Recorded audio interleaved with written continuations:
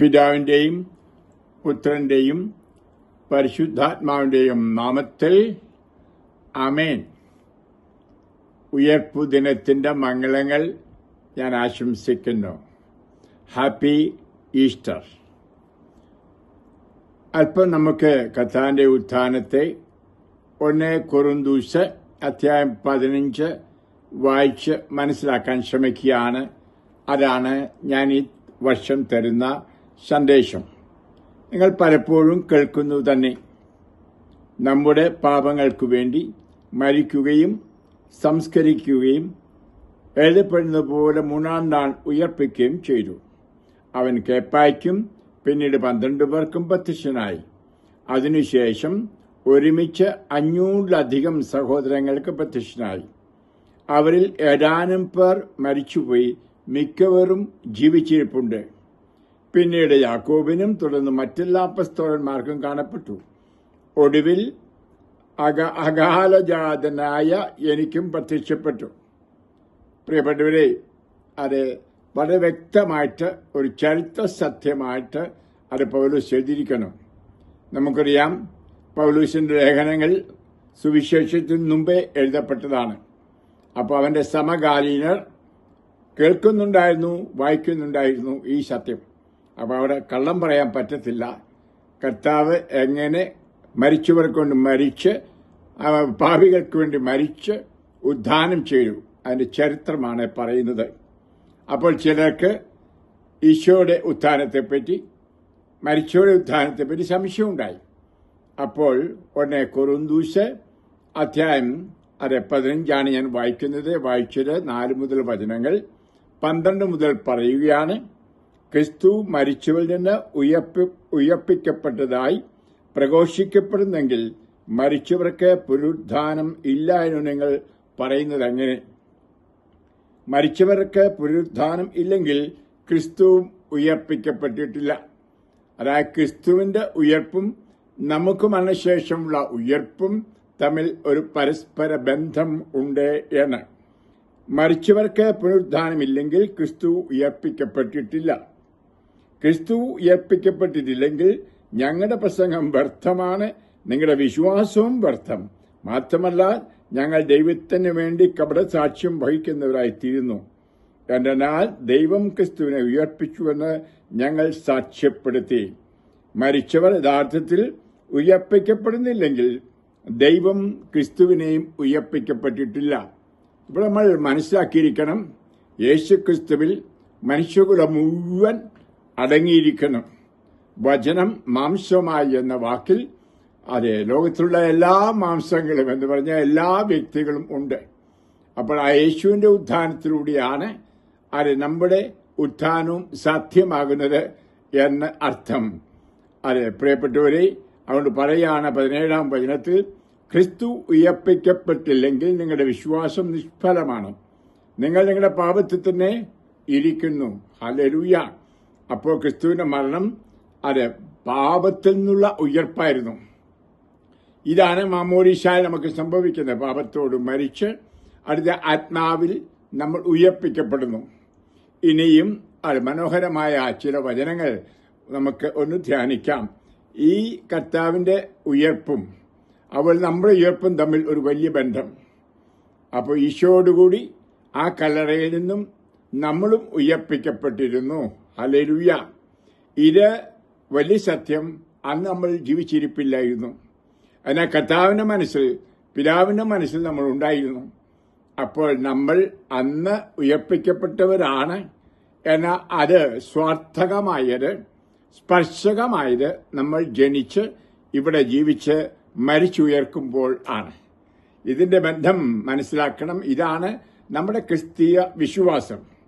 ഇനി നമ്മൾ അതേ അധ്യായത്തിൽ വായിക്കുകയാണ് 40 മുതൽ വചനങ്ങൾ. എങ്ങനെയുള്ള ശരീരം കൊണ്ടാണ് ഉയർപ്പ്? സ്വർഗീയ ശരീരങ്ങളുണ്ട്, ഭൗമിക ശരീരങ്ങൾ ഉണ്ട് ആണ്. പിന്നീട് അതേ അധ്യായത്തിൽ തന്നെ 44-ാം വചനത്തിൽ പറയുന്നത്, ഒരു ഭൗമിക ശരീരമുണ്ടെങ്കിൽ ആത്മീയ ശരീരവും നമുക്ക് ഉണ്ട്. 44-ാം വചനം, ഭൗമിക ശരീരമുണ്ടെങ്കിൽ ആത്മീയ ശരീരവും നമുക്കുണ്ട്. പറയുകയാണ് ഇവിടെയും. അതുതന്നെ സ്വർഗീയ ശരീരങ്ങളുണ്ട്, മലഹന്മാരുടെ അല്ലെങ്കിൽ വിശുദ്ധരുടെ. അതൊക്കെ സ്വർഗീയ ശരീരങ്ങൾ ആണ്. ഭൗമിക ശരീരങ്ങളുമുണ്ട്. ഇനിയും പറയുന്നു, സ്വർഗീയ ശരീരങ്ങളുടെ തേജസ് ഒന്ന്, ഭൗമിക ശരീരങ്ങളുടെ തേജസ് മറ്റൊന്ന്. സൂര്യന്റെ തേജസ് ഒന്ന്, ചന്ദ്രന്റേത് മറ്റൊന്ന്. ഇപ്രകാരം തന്നെയാണ് മരിച്ചവരുടെ പുനരുത്ഥാനവും. അപ്പോൾ വിവിധങ്ങളായ ശരീരങ്ങളുണ്ട് എന്ന് വ്യക്തമായി പറയുന്നു. ഓരോ ശരീരത്തിനും അതിൻ്റെതായ മഹിമ തേജസ്സും ഉണ്ട്. അപ്പൊ രണ്ട് ഇവിടെ നമുക്ക് കാണാൻ സാധിക്കും. ശരീരങ്ങളെപ്പറ്റി പറയുന്നു, ഭൗമിക ശരീരം, ആത്മീയ ശരീരം. ഇപ്രകാരം തന്നെയാണ് മരിച്ചവരുടെ പുനരുത്ഥാനവും. നശ്വരതയിൽ വിതയ്ക്കപ്പെടുന്നു, അനശ്വരതയിൽ ഉയർപ്പിക്കപ്പെടുന്നു. അപമാനത്തിൽ വിതയ്ക്കപ്പെടുന്നു, മഹിമയിൽ ഉയർപ്പിക്കപ്പെടുന്നു. ബലഹീനതയിൽ വിതയ്ക്കപ്പെടുന്നു, ശക്തിയിൽ ഉയർപ്പിക്കപ്പെടുന്നു. വിതയ്ക്കപ്പെടുന്നത് ഭൗമിക ശരീരം എന്ന് പറഞ്ഞാൽ ഈ ലോകത്തിൽ നമ്മൾ ഭൗമിക ശരീരവുമായി ജീവിക്കുന്നു. മരിക്കുമ്പോഴും ഈ ഭൗമിക ശരീരം മണ്ണോട് മണ്ണ് ചേരുന്നു. പുനഃജീവിക്കുന്നത് ആത്മീയ ശരീരം. ഈ ആത്മീയ ശരീരം എവിടെ നിന്ന് വന്നു? നിശ്ചയമായിട്ടും നമ്മൾ സ്നാനം മാമോദീസ സ്വീകരിച്ചപ്പോൾ നമുക്ക് ലഭിച്ചു. കർത്താവായ യേശു ക്രിസ്തു അത് മനുഷ്യനായി പിറന്നപ്പോൾ തന്റെ ദൈവിക സ്വഭാവം ഉണ്ടായിരുന്നു 100%. 100% മനുഷ്യ സ്വഭാവം ഏറ്റെടുത്തു. ആ മനുഷ്യ സ്വഭാവത്തിൽ ഈ ദൈവിക സ്വഭാവം അടങ്ങിയിരുന്നു 100%. അതുപോലെ മാമോദീസ സ്വീകരിക്കുമ്പോൾ നമുക്ക് ഒരു ആത്മീയ ശരീരം ഉണ്ട്.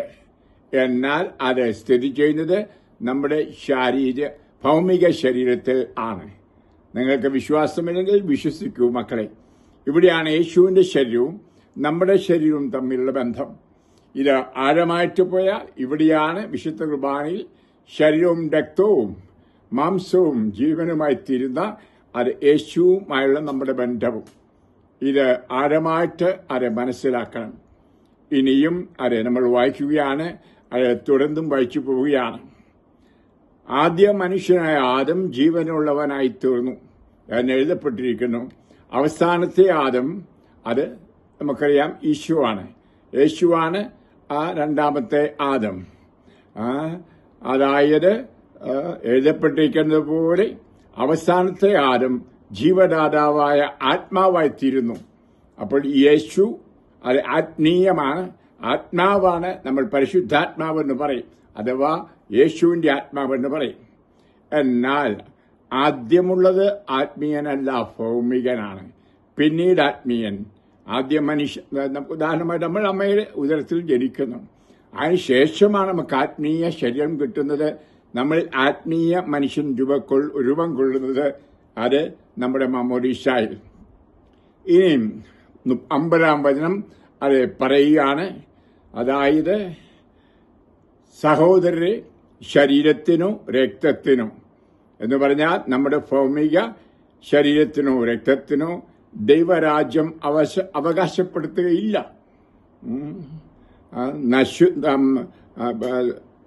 നശ്വരമായത് അനശ്വരമായതിനെ അവകാശപ്പെടുത്തുകയുമില്ല എന്ന് ഞാൻ നിങ്ങളോട് പറയും. ഇവിടെയാണ് നമ്മുടെ ആത്മീയ ജീവിതത്തിന്റെ പൊരുൾ മനസ്സിലാക്കേണ്ടത്. അതിന്റെ ചുരുളുകളാണ് അത് ഈ വചനത്തിലൂടെ നമ്മൾ അത് മനസ്സിലാക്കി എടുക്കുന്നത് എന്നോർക്കണം. അത് തുടർന്ന് 53 മുതൽ വചനം, നശ്വരമായത് അനശ്വരവും മർത്യമായത് അമർത്യവും ആകേണ്ടിയിരിക്കുന്നു. നോക്കൂ, നശ്വരമായ ഈ ശരീരം എന്തായിത്തീരണം? അനശ്വരമാകണം. അങ്ങനെ നശ്വരമായത് അനശ്വരതയും മർത്യമായത് അമർത്യതയും പ്രാപിച്ചു കഴിയുമ്പോൾ മരണം വിജയം ഗ്രസിച്ചു എന്നെഴുതപ്പെട്ടിരിക്കുന്നത് യാഥാർത്ഥ്യമാകും. മരണമേ നിന്റെ വിജയം എവിടെ? മരണമേ നിന്റെ ദംശനം എവിടെ? മരണത്തിന്റെ ദംശനവും പാപവും പാപത്തിന്റെ ശക്തി നിയമവുമാണ്. കർത്താവായ യേശു ക്രിസ്തുവിൽ നമുക്ക് വിജയം നൽകുന്ന ദൈവത്തിന് സ്തോത്രം. ഹല്ലേലൂയ. മനോഹരമായ അത് ബൈബിളിലെ വചനമാണ്. ക്രിസ്തുവുമായുള്ള നമ്മുടെ ക്രിസ്തുവിന്റെ ശരീരവുമായിട്ടുള്ള അഭേദ്യ ബന്ധം. അത് ക്രിസ്തു കേന്ദ്രീകൃതമായ ജീവിതത്തിന്റെ ആവശ്യം.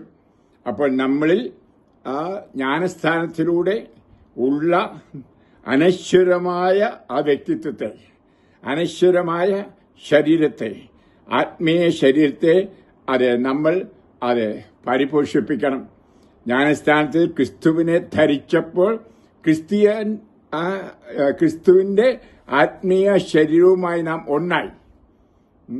ഒരു പക്ഷേ പുറമേ നമ്മൾ ശാരീരിക മനുഷ്യനായി പ്രത്യക്ഷപ്പെട്ടു കാണുന്നു.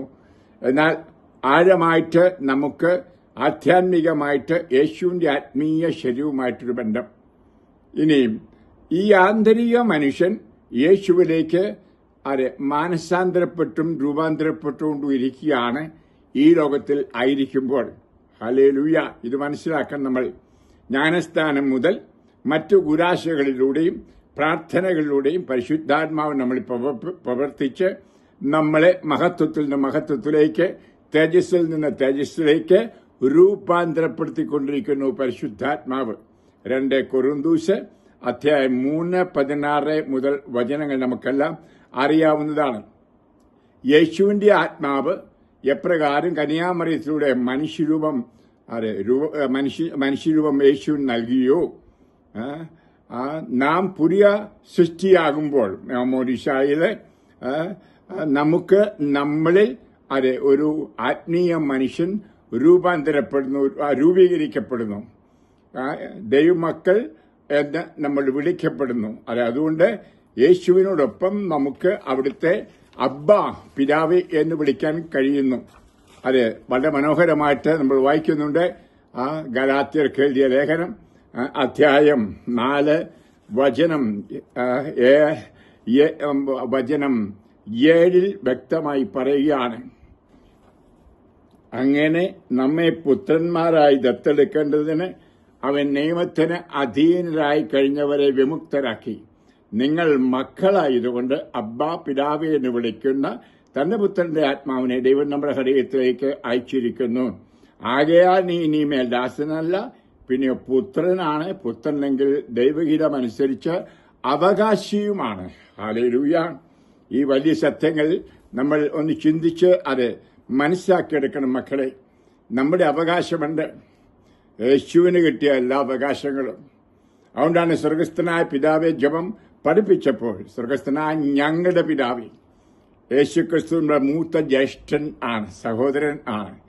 അവിടുന്ന് മാത്രമാണ് ഏകപുത്രൻ.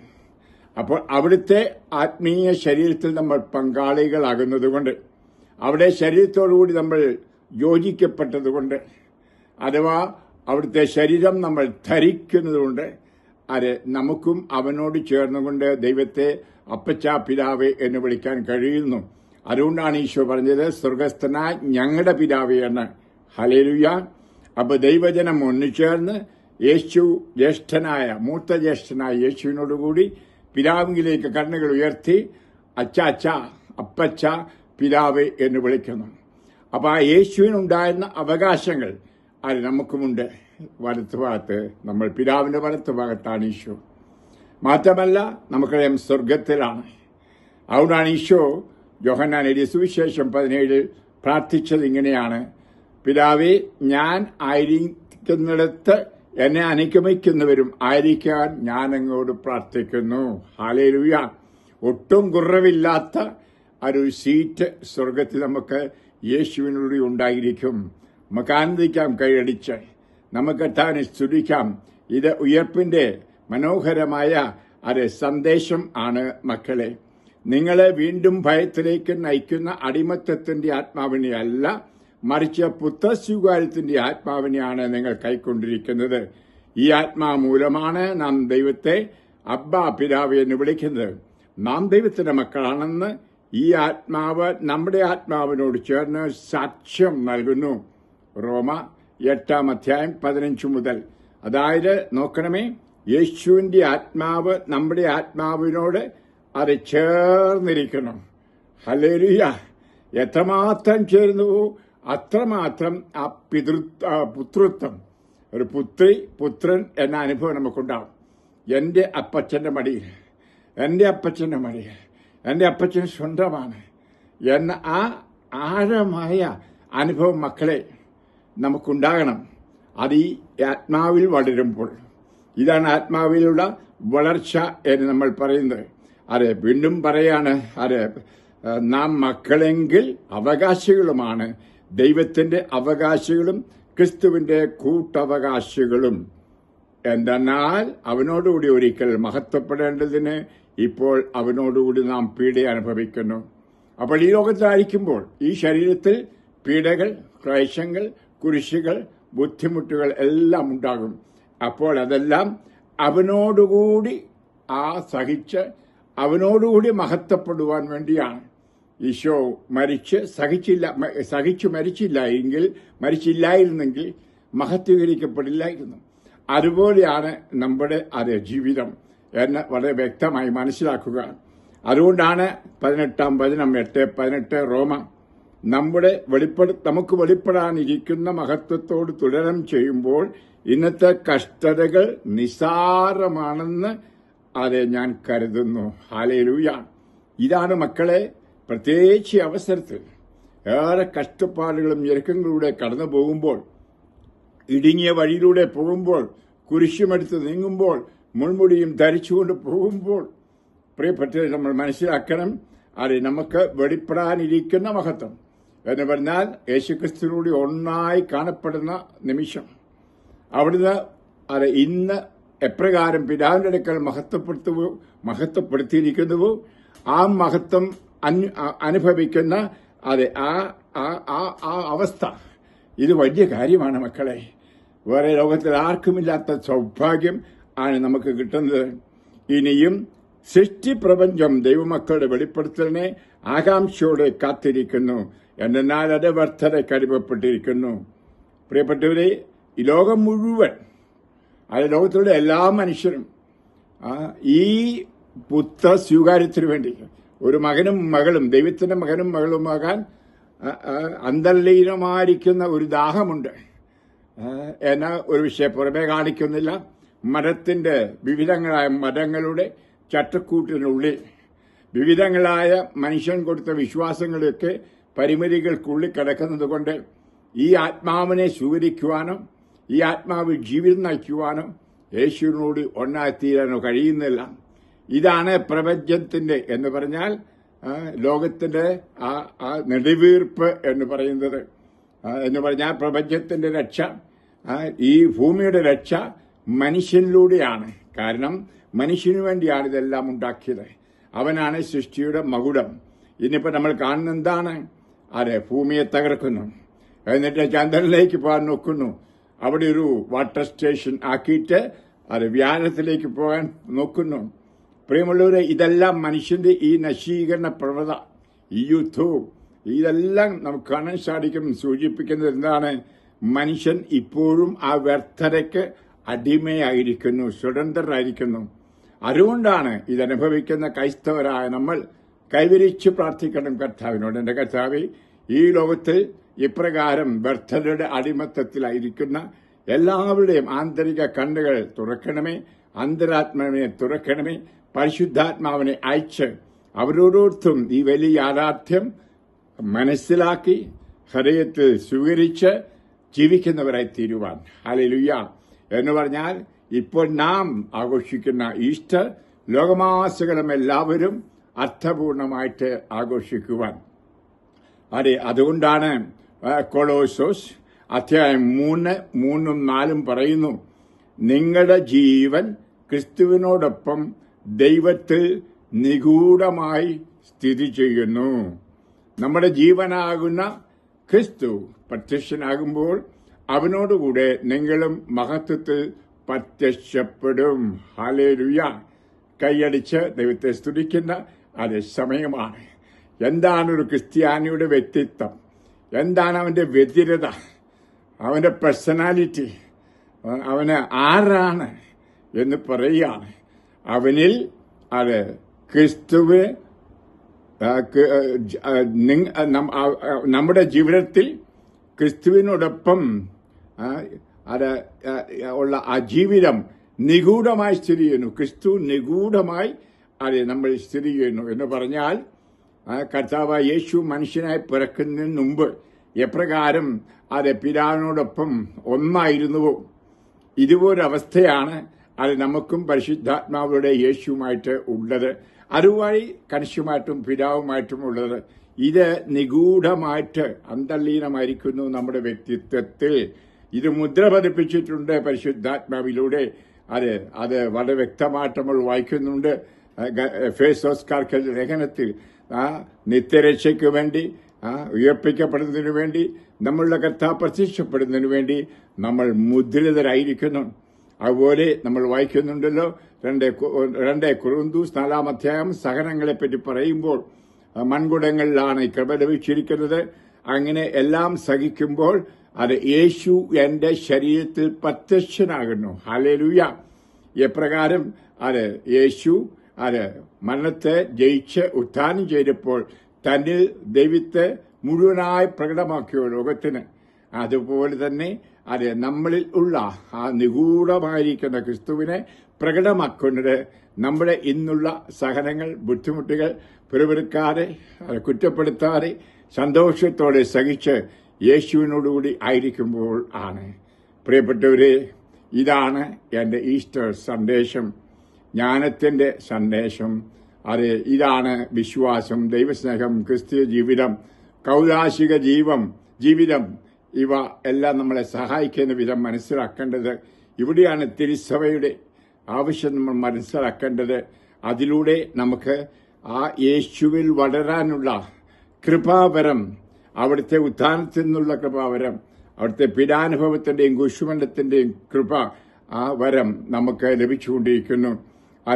ഇത് നിശ്ചയമായിട്ടും നമുക്ക് ലഭിക്കാവുന്ന ഒരു സ്ഥലമാണ്, ലഭിക്കാവുന്ന ചുറ്റുപാടാണ് തിരുസഭ. അപ്പൊ തിരുസഭയെ ഉപേക്ഷിച്ചു പോകുമ്പോൾ തിരുസഭയിൽ അല്ലാതിരിക്കുന്നവർക്കും ഒരു ലഭ്യമായേക്കാം. ഒരു പക്ഷേ എന്നാൽ ക്രിസ്തുവിലായിരിക്കുന്നവർക്ക് സുനിശ്ചിതമായിട്ട് ഇത് കരകരമാക്കാം. ഒരു ഗ്യാരണ്ടി ഉണ്ട്, ഒരു സീൽ ഉണ്ട്, ഒരു മുദ്രയുണ്ട്. അപ്പൊ ഈ മുദ്ര സ്വീകരിക്കുവാനാണ് കർത്താവ് ആഗ്രഹിക്കുന്നത്. നമ്മുടെ ക്ലേശങ്ങൾ, ബുദ്ധിമുട്ടുകൾ എല്ലാം കർത്താവിൽ മഹത്വീകരിക്കപ്പെടുമ്പോൾ ഇത് ഒരു ധ്യാനഗുരുവിന്റെ പ്രസംഗമല്ല, സത്യം നിങ്ങളോട് വെളിപ്പെടുത്തുകയാണ്. ഈ സത്യം നമുക്ക് ജീവിക്കണം. ഈ സത്യം ലോകത്തോട് വിളിച്ചു പറയണം. ഇതാണ് മാനസാന്തരം. ഹല്ലേലൂയ. ഇതാർക്കും തടസ്സപ്പെടാൻ പറ്റില്ല. ഇത് ആത്മാവിന്റെ യേശുവിലേക്കുള്ള ഒന്നായിത്തീരൽ ആണ്.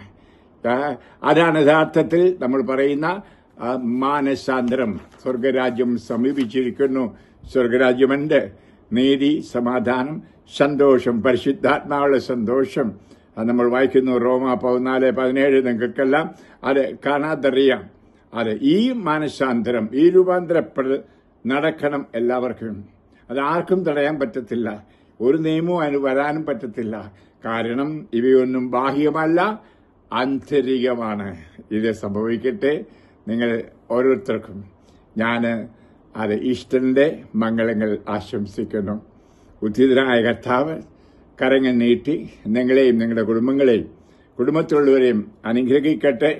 ഈ ഉത്ഥാനത്തിന്റെ ശക്തി അനുഭവിക്കുന്നവർ ആയിത്തീരട്ടെ എന്ന് ഞാൻ പ്രാർത്ഥിക്കുകയാണ്. പ്രിയപ്പെട്ടവരെ, ഈ സമയം എൻ്റെ സ്വന്തത്തിൽപ്പെട്ടവർ, ബന്ധത്തിൽപ്പെട്ടവർ, എൻ്റെ ധ്യാനങ്ങളിൽ സംബന്ധിച്ചിട്ടുള്ളവർ, ഈ വീഡിയോകളിലൊക്കെ എൻ്റെ സന്ദേശങ്ങൾ സ്വീകരിക്കുകയും ധ്യാനങ്ങളിൽ പ്രത്യേകിച്ച് ഷെക്കീന ടെലിവിഷനിലെ പ്രോഗ്രാമൊക്കെ കൂടി ഞാനും മറ്റേതെങ്കിലും ഒരു ബന്ധമുള്ളവർ, ആത്മീയ ബന്ധമുള്ളവർ, എനിക്ക് വേണ്ടി പ്രാർത്ഥിക്കുന്നവർ, എന്നെ സാമ്പത്തികമായിട്ട് സഹായിക്കുന്നവർ, ആത്മീയമായിട്ട് സഹായിക്കുന്നവർ, കത്തെഴുതുന്നവർ, ഞാൻ മറുപടി എഴുതുന്നവർ, എൻ്റെ പുസ്തകങ്ങൾ വായിക്കുന്നവർ, വീഡിയോകൾ വീണ്ടും വീണ്ടും കാണുന്നവർ, എല്ലാവരും എനിക്കൊരു ആത്മീയ ബന്ധമുണ്ട്. നിങ്ങളെല്ലാം എൻ്റെ മക്കൾ ആണ്. നിങ്ങൾക്ക് പ്രത്യേകം ഒരു ഈസ്റ്റർ ആശംസ എഴുതാൻ എനിക്ക് കഴിയില്ല. അതുകൊണ്ട് ഇപ്പോൾ തന്നെ നിങ്ങൾ ഓരോരുത്തരെയും മനസ്സിൽ കണ്ടുകൊണ്ട് ഞാൻ ഈസ്റ്ററിന്റെ ഹാർദമായ മംഗളങ്ങൾ, അനുഗ്രഹങ്ങൾ, ആശംസകൾ നൽകുന്നു. വീണ്ടും കൂടി പറയുന്നു, ഹാപ്പി ഈസ്റ്റർ. ഉയർപ്പ് ദിനത്തിന്റെ എല്ലാ മംഗളങ്ങളും ശാന്തമായി കണ്ണടയ്ക്കൂ. മക്കളെ, ഞാൻ നിങ്ങൾക്ക് വേണ്ടി പ്രാർത്ഥിക്കാം. നിങ്ങളെല്ലാം എൻ്റെ മക്കൾ തന്നെ. നിങ്ങളുടെ ഇടയിൽ ബിഷപ്പ്മാരുണ്ട്, അച്ഛന്മാരുണ്ട്, കന്യാസികളുണ്ട്, ക്രിസ്ത്യാനികളുണ്ട്, അക്രൈസ്തവരുണ്ട്. എല്ലാം ഞാൻ മാറോട് ചേർത്ത് വെക്കുന്നു. ഈശോയെ, ഈ മക്കളെ അങ്ങ് അനുഗ്രഹിക്കണമേ. ഇവരെല്ലാവർക്കുമായി ഞാൻ ഈ ആശംസ കൊടുത്തു. അങ്ങേക്കറിയാം ഇവരുമായുള്ള എൻ്റെ അഭേദ്യ ബന്ധം, ഒരാത്മീയ ബന്ധം, ആത്മീയ ശരീരത്തിലൂടെ ഉള്ള ബന്ധം. അതേ കർത്താവേ, ഈ ബന്ധം നിലനിൽക്കണം. ഈ ആത്മീയ ശരീരവുമായിട്ട് മരണശേഷം ഞങ്ങൾ കർത്താവിൻ്റെ പക്കലേക്ക് പോകണം. കർത്താവ്, ഇതാണ് ഞങ്ങളുടെ ആഗ്രഹം. ഞങ്ങൾക്കറിയാം അധികം താമസിക്കാതെ ഞങ്ങൾ പലരും വിടവാങ്ങും ഈ ലോകത്തോട്. എന്നാൽ ഞങ്ങളുടെ പൗരത്വം സ്വർഗത്തിൽ, അവിടേക്കാണ് യാത്ര ഞങ്ങൾ എത്തിച്ചേരുന്നതും. എൻ്റെ ഏറെ മക്കൾ ഇന്ന് ആ പൗരത്വത്തിൽ സ്വർഗത്തിലാണ്. അവരുടെ സഹായം തേടുന്നു, അനുഗ്രഹം തേടുന്നു. അതുപോലെ തന്നെ കർത്താവ് ഈശോയെ, ഇവരോരോരുത്തരും എനിക്ക് വേണ്ടി പ്രാർത്ഥിക്കുന്നവരും എന്നെ സ്നേഹിക്കുന്നവരുമാണ്. അതേ കർത്താവെ, ക്രിസ്തീയ ജീവിതം സ്നേഹത്തിന്റെ ജീവിതമാണ്. ഞാനിപ്പോൾ എൻ്റെ കരങ്ങൾ നീട്ടി ഇവരുടെ ശിരസിൽ വച്ചു പ്രാർത്ഥിക്കുന്നു. ഈശോയെ, ഇവരുടെ മേൽ അനുഗ്രഹം തൂകണമേ. ഞാൻ ഇവരുടെ ഒരു വൈദികനാണ്, ഇവരെ സ്നേഹിക്കുന്ന വൈദികനാണ്. എന്ന് പറഞ്ഞ കുറവുകൾ പരിഹരിക്കണമേ. എൻ്റെ സ്നേഹരാഹിത്യം കർത്താവ് എടുത്തു മാറ്റണമേ. അങ്ങേ പരിശുദ്ധാത്മാവിന്റെ സ്നേഹത്തിലൂടെ ഞാനിപ്പോൾ ഈ കൈകൾ വയ്ക്കുന്നു. ആ സ്നേഹം ഇവരിലേക്ക് ഒഴുകട്ടെ. ഇവർ രൂപാന്തരപ്പെടട്ടെ, മനഃശാന്തരപ്പെടട്ടെ, യേശുവിന്റെ സ്വന്തമായി തീരട്ടെ. യേശു ഇവരെയും സ്വന്തമാക്കട്ടെ. ഇവർ ഇവിടെ തന്നെ ഈ സ്വർഗരാജ്യാനുഭവം അനുഭവിക്കട്ടെ. ഈ ഉയർപ്പിന്റെ ഫലം അനുഭവിക്കട്ടെ. പാപം, രോഗം, അസ്വസ്ഥത, അപകടം, അശുദ്ധി, വർഗീയ കലാപം, സമർത്ഥ യുദ്ധത്തിന്റെ കെടുതികൾ, പഞ്ഞം, പട, വസന്ത, ഇവയിൽ നിന്നെല്ലാം ഈ മക്കളെ കാത്തു സംരക്ഷിക്കണമേ. പിതാവിന്റെയും പുത്രന്റെയും പരിശുദ്ധാത്മാവിന്റെയും നാമത്തിൽ ആമേൻ. ഒരിക്കൽ കൂടി ഉയർപ്പിന്റെ മംഗളങ്ങൾ, ആശംസകൾ. നമുക്ക് തുടർന്നും പരസ്പരം പ്രാർത്ഥിക്കാം. ഉയർപ്പിന്റെ ഈ മനോഭാവത്തിൽ, ഉയർപ്പിന്റെ ഈ സന്തോഷത്തെ നമുക്ക് തുടരാം. ഈശോ നിങ്ങളെ അനുഗ്രഹിക്കട്ടെ. ഈശോ മിശിഹായ്ക്ക്, ഉയർത്തെഴുന്നേറ്റ ഈശോ മിശിഹായ്ക്ക് സ്തുതിയായിരിക്കട്ടെ. ആമേൻ.